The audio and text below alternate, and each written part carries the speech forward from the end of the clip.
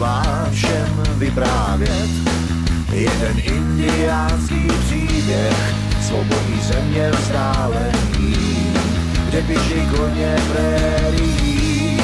Moudrý šaman vnukovi vypráví příběh o boji, o věčném boji vlků nás, který nezastaví čas žádný z nás.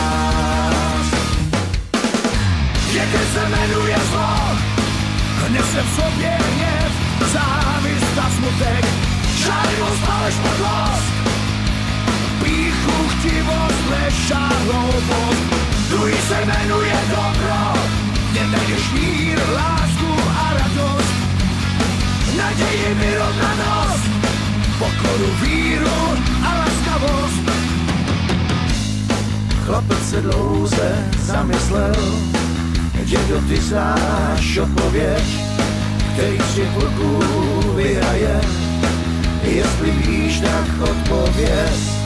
Šaman chlapce objímá, poladí a povídá. Vždyť já ti to chci říct, vyhraje ten, koho krmíš víc, koho krmíš víc.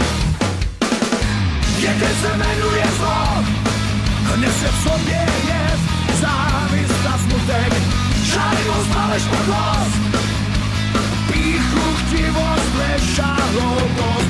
Druhý se jmenuje dobro, kde najdeš mír, lásku a radost, naději, vyrovnanost, pokoru, víru a